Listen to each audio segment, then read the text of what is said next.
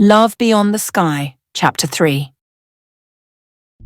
As soon as Ariana opened the door, her secretary Rena was standing there with tears in her eyes and a pale face.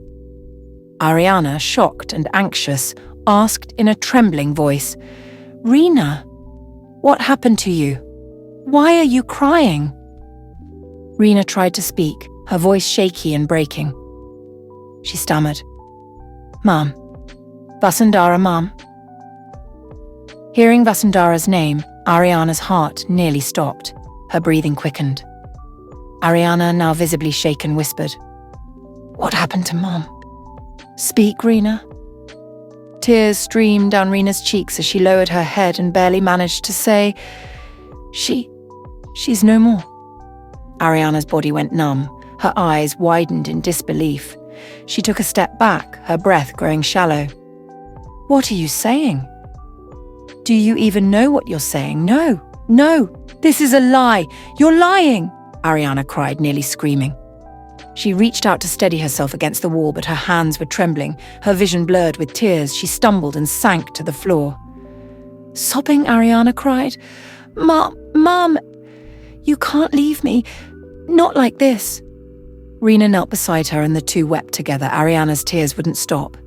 The room echoed with their heart-wrenching sobs. Evening fell. The funeral rituals had begun. The air was heavy with sorrow, the soft rustle of the wind, distant birdsong, and the crackling of the flames from the pyre created an atmosphere of loss. Ariana stood, staring blankly at her mother Vasundhara Malhotra's burning pyre. Flames danced between the wood. The entire family sat in silence, heads bowed in grief. But Ariana's gaze remained fixed on the fire, tears streaming down her face. Memories of her childhood began to play in her mind. A young Ariana sat in Vasundhara's lap as her mother lovingly combed her hair. Ariana giggled carefree. "My sweet little doll, always keep smiling like this," Vasundhara had said, smiling. "Mom, will you always stay with me?" little Ariana had asked innocently. "Yes, sweetheart. Your mum will always be by your side." Snapping back to the present, Ariana whispered in her heart, "You broke your promise, Mum." The flames intensified, as if Vasundhara's soul had heard Ariana's cry. Ariana clenched her fists. Later, everyone gathered in the main hall of Vasundhara's house. The air was thick with silence and grief. Rishan, looking serious, read from a report. According to the post-mortem, the cause of death was an asthma attack. Raghav, nodding, added, "Yes, it's clear. It was just an unfortunate accident."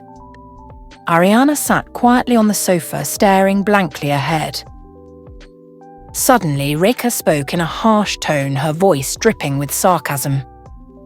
"What's done is done. The company may be in your name, girl, but this mansion, this house, belongs to us." Neelam, frowning and raising her voice, added, "She's right. Listen, girl, you're not getting any part of this house." Ariana slowly raised her head, her eyes burning with a mix of pain and rage. "Enough. Shut up, she shouted. "My mother's funeral just happened. Her body hasn't even cooled. And you're already talking about property," she said, taking a deep breath. With eyes full of tears and fury, Ariana continued, "My mother's death wasn't an accident. It was a planned move. And I know someone murdered her." Everyone looked at each other in shock. Rekha snapped, "What nonsense are you saying?" Ariana glared, "It's not nonsense. My mum's inhaler was always with her. So where did it go when she had the attack? I gave it to her myself last night. She didn't let me stay with her because she knew something was going to happen. And I know someone from this asterisk house is behind it." Silence fell over the room. Neelam looked away. Ariana raised her voice. "I will find out the truth, and if any one of you is involved, remember, I won't spare you." She stormed out of the room, tears flowing, anger seething. It was now night. Ariana walked alone along the empty street. She paused and looked up at the sky. Stars shimmered above. With tears in her eyes, she said, "Why did you leave me, Mom? What will I do without you? Who do I live for now? These people will kill me eventually. Maybe it would have been better if I died with you." She began to cry loudly, overwhelmed by grief. Just then a star twinkled brighter in the sky. In the next moment, 2 masked men appeared from behind and grabbed her. "Let go of me! Who are you?" Ariana screamed. There was a scuffle, the sound of tearing clothes. They dragged her toward a van. Ariana lost consciousness. When her eyes opened, she was on the floor. A piece of paper and a pen lay before her. The masked men stood nearby. One of them said sternly, "Sign these papers quietly, or the consequences will be worse." Ariana, trembling and still dazed, stuttered, No, I won't sign anything." The second man chuckled. "You've got a sharp tongue."